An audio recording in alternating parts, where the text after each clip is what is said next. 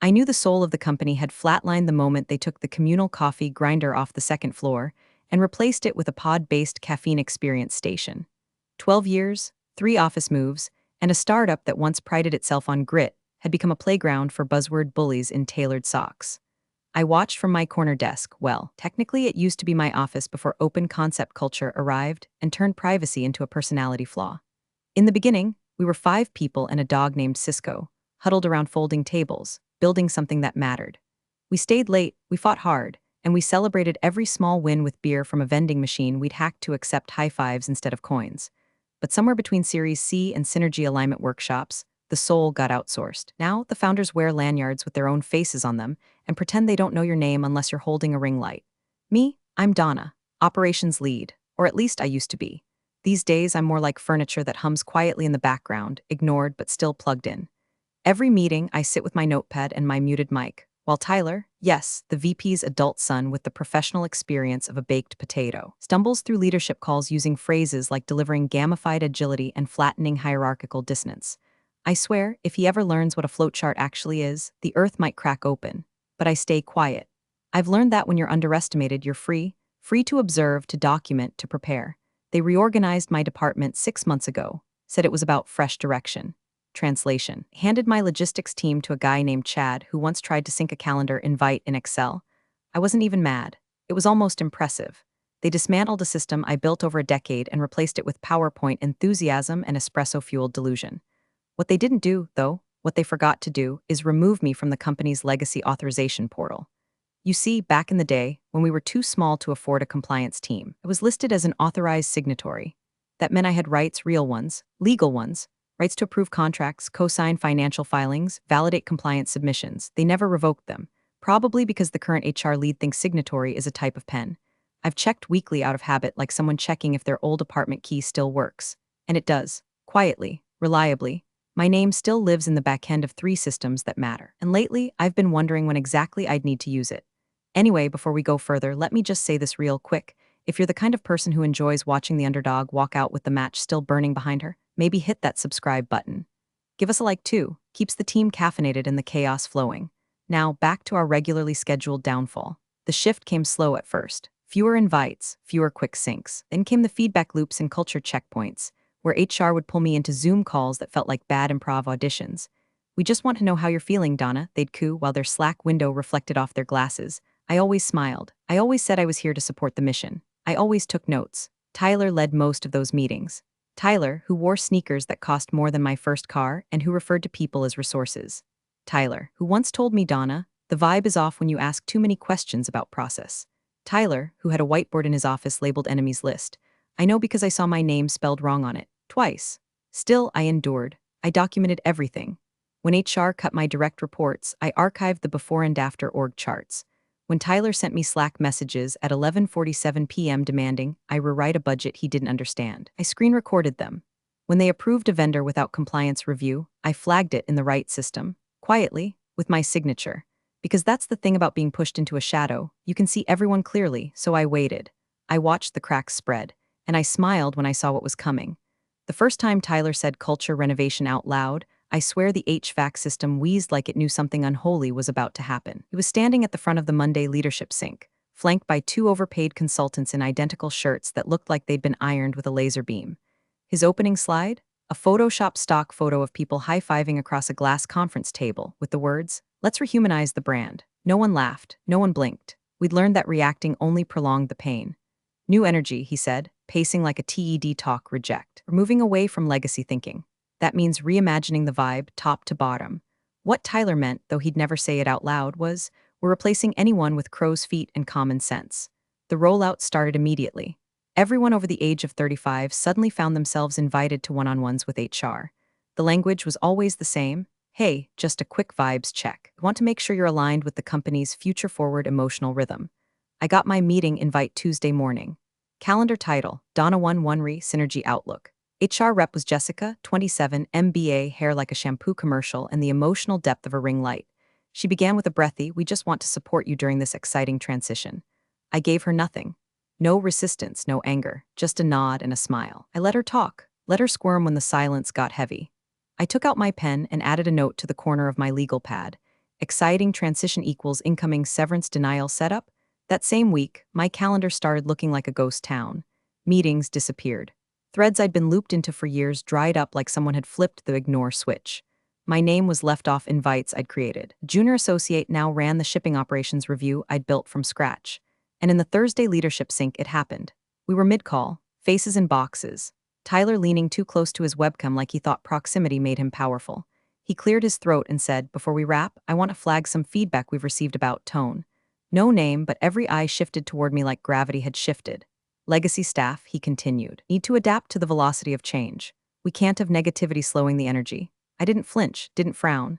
I just wrote down the exact words, negativity slowing the energy. It wasn't just a shot across the bow. It was the start of the public campaign. The kind where they humiliate you so often you start to pack your own box just to escape the slow bleed. That night, I found out my internal permissions had been edited.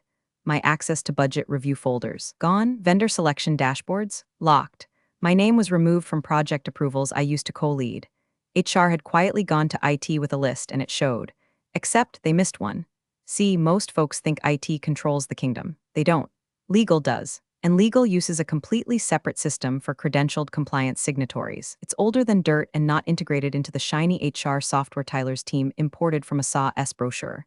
The permissions list in legal still had me at the top, not as a legacy user, not as a courtesy title, but as an active authority. Specifically, co-signatory for NDA modifications, compliance escalation initiator, whistleblower clause validator.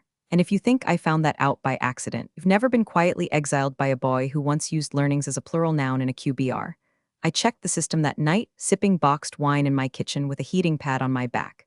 My name was still glowing green in the access log. Last edited, October 2018, by the founder himself. I stared at the screen for a long time, not because I didn't believe it, but because for the first time in months, I felt something besides dull humiliation. Felt leverage, so I pulled out the folder I'd been building. Yes, the literal folder. Printed documents, emails, Slack screenshots, calendar removals. A real, honest-to-God binder. Inside was everything: dates of retaliatory behavior, evidence of age-based bias, slashed responsibilities post-reorg, names of every staff member let go without proper co-signature, and most importantly, the unsigned vendor contract that Tyler approved without compliance. All it needed was one signature, mine, to turn into a mandatory legal review. I closed the folder, set it on the counter, and said to my cat, "Let's see how fast he can spell lawsuit." Then I slept like a baby. They say betrayal doesn't feel like a knife. It feels like a whisper that keeps getting repeated until you start bleeding in places you can't see. That whisper started in our Tuesday team sync when one of the new performance consultants, Reed, Tyler's fraternity buddy and business casual, slipped in a comment about legacy friction. It was subtle, directed at someone who may be resisting the new culture. But eyes glanced toward me like they always do when truth and cowardice collide. By Wednesday, it wasn't whispers anymore. It was strategy. Tyler started working the younger leads, building a little militia of loyalty through shared DMs, happy hours, and quick huddles. If you were under 30 and used the word optics in casual conversation, you were suddenly in Tyler's orbit. The narrative? Donna's outdated. Donna's moody. Donna slows us down. One morning, I caught sight of an open Slack thread as I walked past the sales bullpen. How do we escalate blockers from folks who won't evolve with us? The message was from Tyler. The reply underneath, from someone who couldn't even schedule a Zoom without tech support, said, "Just wait. Old trees fall when no one waters them." Cute, so I documented it. Screenshot, timestamps, sender, recipient, into the binder. It had become a ritual by now. Every dig, every bypass decision, every spreadsheet edited without my input got printed and three-hole punched like it was gospel. I was building a paper fortress. Then came the kicker, a Friday stand-up where Tyler, smirking like he'd invented synergy, openly said to the group, "You have to be real about who's fueling the future and who's just clinging to the past." He looked right at me. I smiled and wrote down the exact words. The binder didn't just hold evidence. It held truth. And truth, my friend, is more combustible than gossip if you know where to toss the match. That afternoon, I got lunch with Melanie, one of the last people in legal with both a backbone and a brain. We built the original vendor compliance process together back when the company still used spreadsheets and pizza parties to solve burnout. Over grilled cheese and lukewarm tomato soup, she leaned in and whispered, "They never filed a change request on your authority." I blinked. She nodded. "You're still listed in the signing vault. All 3 categories. No overrides filed. You're not just an observer, Donna. You're still a legal keystone. They just forgot." No one had ever said anything sweeter to me in my life. I finished my soup, went home, logged in. She was right. Everything was still live. Category 12, dual signature requirement on NDAs. Category 8, compliance triggered audit initiator. Category 3, Internal ethics flag cosigner, that last one? The one most people forget exists. It's buried behind 1,000 clicks, and it's never used unless something's really rotten. But if triggered and co-signed by an authorized signer, it forces legal to open a formal internal review, no matter who it implicates. That night, I clicked it, typed exactly 13 words in the reason box, repeated cultural retaliation and policy violations under unqualified leadership authority escalation. Then I clicked co-sign. System asked, confirm signer identity. I held up my badge to the webcam. System pinged green. Then a line popped up, second signatory required to complete submission. I smiled and sent a secure message to Melanie. 2 hours later, the second signature dropped. The review had been activated, and per company bylaws, it was now legally required to be opened, logged, and escalated within 14 business days. I didn't need to scream. I didn't need to fight. All I had to do was follow the rules they forgot I helped write. That night, I added a new tab to my binder, Active Processes, because now the clock was ticking. And the moment they found out, they'd panic. Good. The all-hands meeting invite hit my inbox at 7:43 a.m. sharp. No agenda, just the title, Recentering the Mission, Culture Alignment Town Hall. Translation, public flogging disguised as corporate cheerleading. I poured my coffee, buttoned my blouse, and turned on my webcam. Tyler's face filled the screen first, framed in some ridiculous faux leather executive chair like he was delivering a fireside chat, instead of what we all knew this was going to be, a forced confession with emojis. He opened strong, of course. Team, we've made amazing progress building a values-driven culture, he said, gesturing to a pie chart that meant absolutely nothing. But progress always meets resistance. And we're here today to acknowledge, address, and realign where needed. My Slack lit up. Private DMs. Colleagues with that sixth sense you get in toxic jobs. He's gonna come for you. Don't say anything, no matter what. Remember, this is being recorded. I didn't respond. I just sat there with a neutral face and a pad of paper, pretending to take notes while the opening ceremony dragged on. Then, halfway through, Tyler leaned forward and dropped the bomb. I want to briefly address some confusion caused by comments and tone from senior staff members who, frankly, haven't aligned with our new mission. We believe in transparency and accountability. So today, Donna will be offering a brief statement of apology for creating unnecessary confusion during this transition.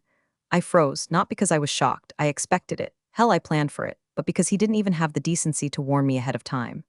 Donna, he continued, not even turning toward my feed, go ahead. I unmuted myself. In the interest of I began. Click. Muted. On screen, the red slash over my mic told the story loud and clear. He silenced me in front of the entire company. 178 participants watching. That's when it happened. Not rage, not panic, clarity. I reached for my lanyard. Slow, deliberate. Like a priest holding up a relic before a congregation that's forgotten what power looks like. I lifted my badge toward the webcam. Black rectangle. Old lettering. Slightly worn edges. Under my photo, authorized signatory operational clearance Tier 3. The screen didn't blink, the silence stretched. Tyler stared blankly, unsure what I was doing. The interns probably thought it was performance art, but legal knew exactly what that badge meant, because no one ever got one of those unless they'd been granted system-level clearance and legal authorization. And no one ever kept one of those, unless someone forgot to take it away. I held it for 5 seconds, long enough to be noticed, long enough to be screen-capped. Then I lowered it, folded my hands, and stared directly into the camera. Not defiant, not angry, just calm. Tyler stumbled. He actually said, thank you, Donna, and moved on, trying to wrap the meeting like nothing had happened. But something had, because while he was busy muting my voice, he'd forgotten to mute my authority. Behind the scenes, I'd already used it. 3 days before this meeting, I'd logged in and executed a compliance escalation trigger for retaliatory behavior, a notification to internal legal of unresolved dual auth violations on 2 vendor contracts, and a preliminary ethics notice on HR's bypass of structural protocol without dual sign-off, each one submitted with valid credential clearance, each one backed by documentation, each one bearing my digital signature, and each one time-stamped. Immutable, the meeting ended, Slack exploded, some messaged me with crying emojis, some just sent the badge emoji. One brave soul said, you just Thanos snapped the board without saying a word. I didn't reply, I logged off. Then I opened my binder and added a sticky note to the tab marked Endgame. He muted me. I answered in ink, and somewhere deep in the bowels of legal's inbox, those filings were already ticking like a slow burn bomb. Because I wasn't just holding up a badge, I was holding up a mirror. And Tyler? He just saw himself in it, ugly and unprotected. 10 minutes after the all hands ended, the panic didn't creep, it detonated. Legal's war room, usually reserved for quarterly contract reviews and the occasional harassment training video, suddenly filled like someone pulled a fire alarm underwater. People sprinting in suits, printers jamming, phones vibrating off tables. It smelled like toner and doom. Inside, a junior analyst named Cody, bless his overachieving heart, stood pale-faced with a printed spreadsheet in one hand and his other hand gripping a Red Bull like it was communion wine. 3 major retention letters were finalized under Donna's credentials, he announced, voice cracking as he pointed to the system log, and 2 NDAs were updated as of yesterday. These were not just drafted, they were submitted. Silence. One of the senior counsels, Brenda, a woman with highlighters for fingers, snatched the papers from him and scanned like her eyes were on fast forward.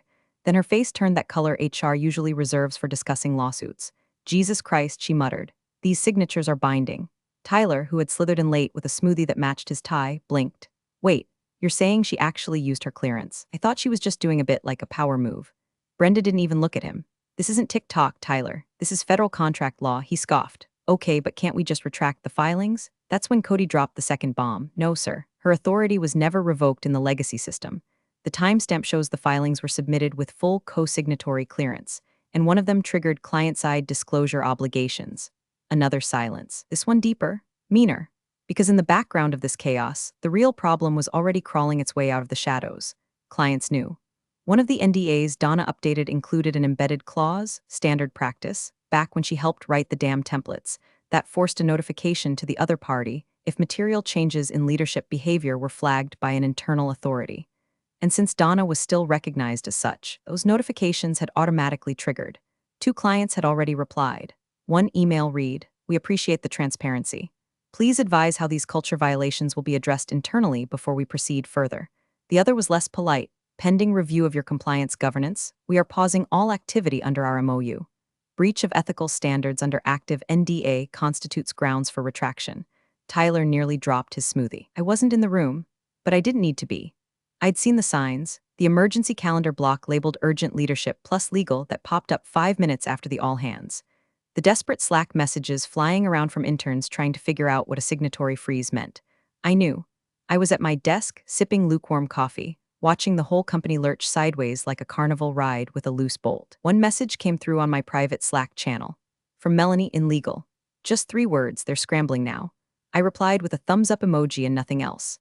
Because here's the thing about systems built by people who only half understand power. They never plan for what happens when someone remembers how to use it.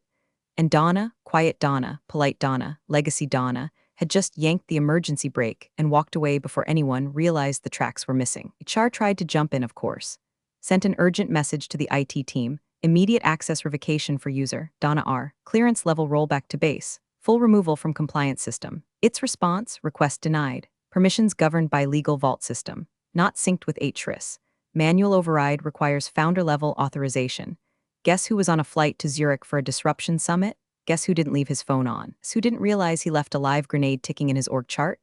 Meanwhile, Cody, now visibly sweating, whispered, "There's more." Brenda sighed, pinching the bridge of her nose. "Jesus, what now?" Cody scrolled to the bottom of the log. She filed a 14-day compliance trigger under Internal Policy Code 7.3, Retaliation Review. If we don't address it, we risk being in default with 3 of our federal vendor contracts. Tyler finally sat down. He looked like a deflated pool toy. "So you're saying I'm saying," Brenda said slowly, "you humiliated someone on camera who held the keys to half our skeleton closet." And she opened the door. I knew they'd try to claw it back, undo the filings, patch the holes. But here's the thing about legally binding digital signatures tied to active compliance roles. They aren't posts, they aren't stories, they can't be deleted, only answered. And now, company had 14 business days to answer to me. Tick, tock. HR came out swinging like they were auditioning for a courtroom drama no one asked for. They flooded inboxes with emails labeled urgent, opened a Slack channel called Clarification on Signing Rights, and trotted out phrases like unauthorized execution and role ambiguity. They wanted it on record that I'd acted outside my current operational scope. Too bad the actual record said otherwise. See, in their rush to shove me out of every meaningful decision, they never bothered to do the one thing that mattered: revoke my signature clearance in the legal vault. Because unlike flashy HR dashboards and workflow widgets, that system runs old school. It's text-heavy, permission-hungry, and requires actual manual authentication from the founder himself to make critical access changes. Which meant when HR filed their little internal reassessment report on me, legal simply ran the approval audit trail, and there it was. Time-stamped, immutable, 4 digital signatures from me, each one verified by the system. All of them connected to compliance alerts, NDA modifications, and 2 retention letters involving multi-year, multi-million-dollar accounts. Legal dropped that audit on the founder's desk the second he landed in Zurich. The story goes like this. He skimmed the summary, choked on his airport espresso, and said just 4 words. Donna still had clearance. They didn't need to answer. The logs did it for them. He dialed Brenda from legal. She picked up on the first ring. He asked, "Can this be undone?" Brenda replied, "Only by Donna, or a retroactive dual signatory override, which would expose us to intentional misrepresentation if we don't declare it to the clients. Translation: we either honor the documents or admit we broke protocol trying to erase them." Meanwhile, those clients were already circling like sharks. One contract, connected to a logistics firm we'd been chasing for 6 months, contained a clause I'd helped write back in the early days. Material leadership changes must be disclosed within 72 hours of an internal compliance trigger. Since I triggered one, and since no one informed the client, we were now in violation. Another contract, the real kicker, included a subclause I'd tucked into a retention agreement like a little insurance policy. If whistleblower protections are activated by a signatory party, the client shall be notified of potential ethical disruption. Guess what got triggered automatically when I filed that retaliation complaint last week? Guess who now had legal whistleblower status that couldn't be revoked unless someone wanted to tango with federal oversight? That's what Tyler didn't understand when he called me a legacy bottleneck with outdated methods on Slack publicly to 27 people, that every word was now protected evidence. When legal explained this to HR, the color drained from their faces like someone had pulled the fire alarm again. Because now it wasn't just about me. Now it was about the house of cards I'd been holding up with my silence, and I had just stepped back. Tyler, of course, tried to pivot, marched into a meeting with the founder, yes, on video, mid-Zurich jet lag, and declared this was a system oversight. Nobody told me Donna still had keys to the vault. The founder, running on caffeine and fury, snapped back, "You don't need to be told when to check locks before you kick a door in." Then he turned to legal and said, "Do we have to keep her signatures valid?" Brenda replied, "Unless you want to send an amended filing to every affected client explaining that you retroactively invalidated a whistleblower's signature. Yes." It was like watching a plane realize midair that one of its engines had been removed by someone trying to install a smoothie bar. Tyler didn't talk much after that. HR stopped sending me emails. The Slack channel went dark, and for the first time in years I felt light, not victorious, not smug, just steady. Because chaos outside only rattles you when you've got chaos inside. Me, I was all cleaned out. I'd scrubbed the bitterness with every page of that binder. I'd burned the resentment in every time-stamped click. Now I just watched. The company, it was still spinning. Legal triage, executive spin, PR drafting their commitment to transparency statement. But me, I was calm, because they forgot something crucial when they tried to erase me. They forgot who taught them how the damn system works. And now, I wasn't in the way. I was the wall they just ran into. The founder's voice echoed off the glass walls of the executive suite like a gunshot in a cathedral. Why wasn't she removed from the system? Silence. Legal stood frozen, 3 of them in a semicircle, holding printouts like shields against incoming artillery.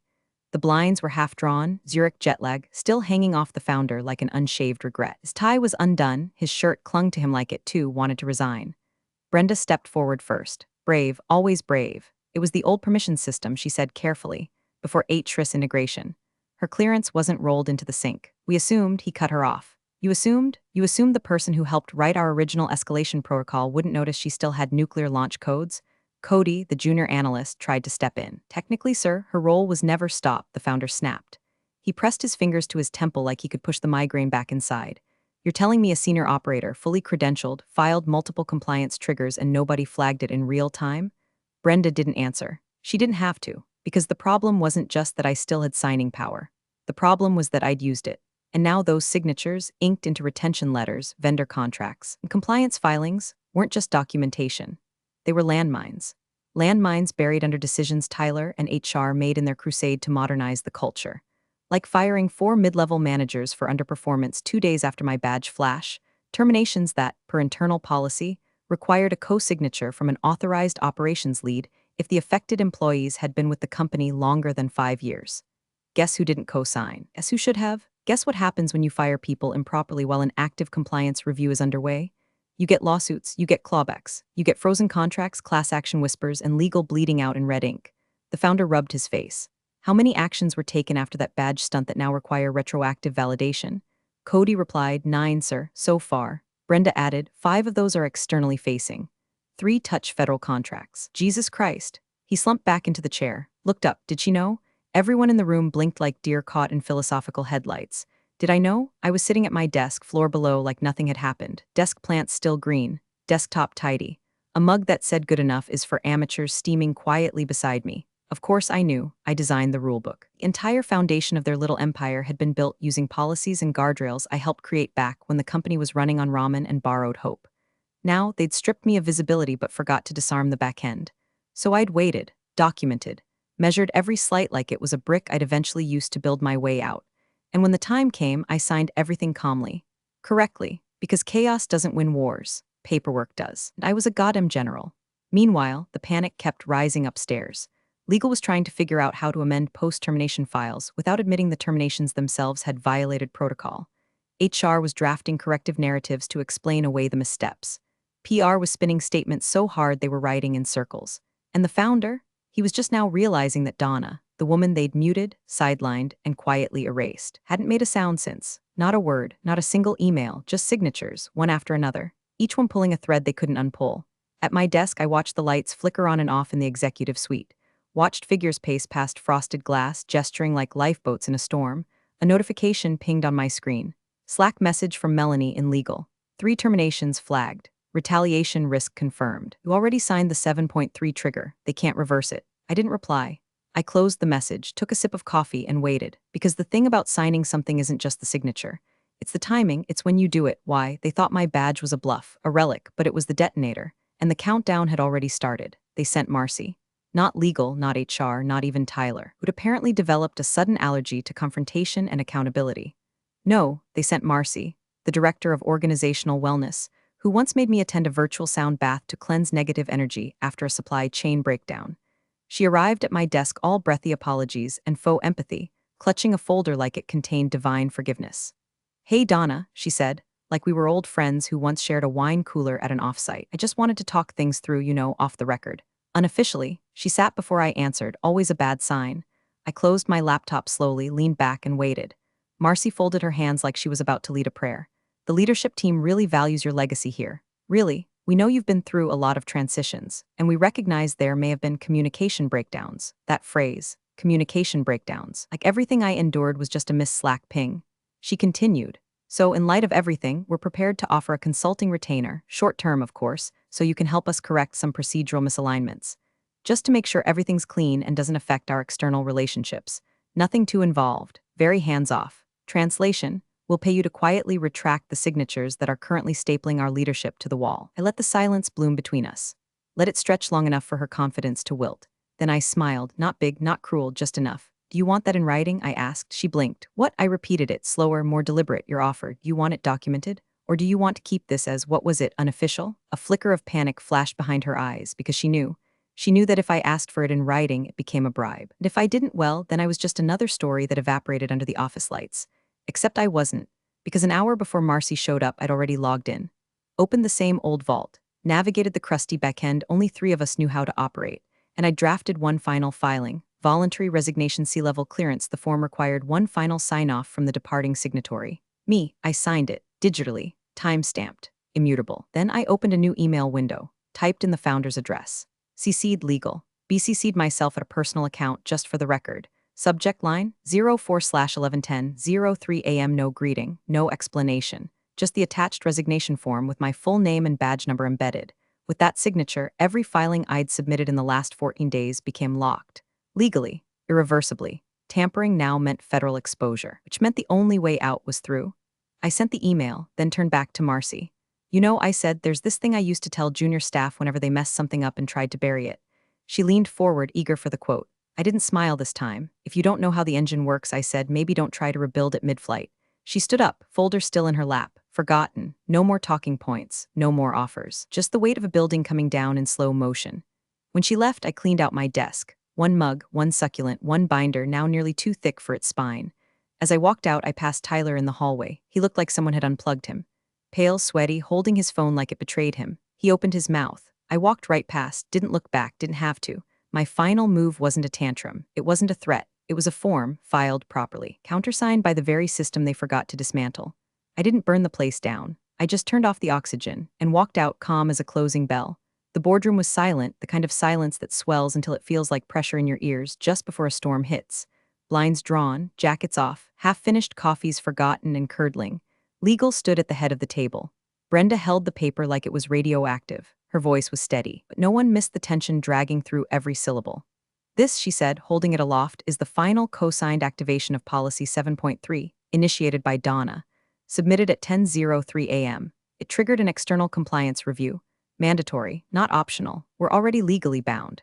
The founder sat slumped at the end of the table, hands tented, breathing like someone had just delivered a terminal diagnosis. His voice came out in a rasp. Please tell me she didn't have signing rights. Brenda didn't flinch. She did, she replied, and she used all of them. No one moved. Then Cody, still stuck playing messenger boy in hell, added, also 3 vendors have suspended contract negotiations pending outcome. And Cormack and Dole, the logistics client, just served a preliminary breach notice. They're suing. That broke the room. A chorus of papers rustling. A sharp curse. Someone's knuckle cracked like a gunshot. Tyler stood against the far wall, ghost white, trying to disappear into the drywall. He hadn't said a word since Marcy came back downstairs like she'd seen death in yoga pants. He still didn't speak now, just stared blankly at the audit printout like it might change if he blinked hard enough. Brenda looked up from the document. She followed every policy, every step, not one error, not one excess action. Didn't act emotionally, she acted procedurally. You can't invalidate this without opening us up to intentional suppression. The founder stood slowly, walked to the window, stared at nothing. I built this place, he muttered, from a damn garage. And she kept it from falling apart longer than anyone else could, Brenda replied, not unkindly. He didn't answer, because he couldn't. The truth was sitting in front of him, stamped and time-logged, wearing Donna's name like a final judgment. Downstairs, I stepped out of the elevator for the last time. The hallway was quieter than usual. People moved like they were trying not to be seen, as if the building itself had grown eyes and was now watching. I didn't rush. I carried my little cardboard box like a queen carries a scepter. And then I saw him, Tyler, standing by the reception desk, arms folded, staring at the floor like it owed him an apology. He looked up when he heard my footsteps, met my eyes, and looked away. I stopped beside him, no gloating, no venom. Just the same even tone I'd used for years when he still mistook me for someone beneath him. You should have unmuted me, I said, his jaw clenched. He didn't speak. Didn't have to. I turned, walked out. The glass doors slid open like curtains on the final act. Sunlight, noise, freedom. I didn't cry. I didn't smile. I just walked. And as the building faded behind me, I whispered it. One last time, not for them, not even for me, just for the record. My badge said authorized signatory, not doormat. And with that, Donna was gone. The company would survive, maybe, probably, but not intact, not unscarred. They'd have to explain and redact and renegotiate. They'd write new policies. They'd hold webinars on resilience. But they'd always remember the day someone, they called obsolete, walked out without a single scream, and still managed to pull the floor out from under all of them. Big thanks for watching, you sneaky seniors. Subscribe to keep the coffee pot brewing revenge. Your ex-colleagues won't know what hit 'em.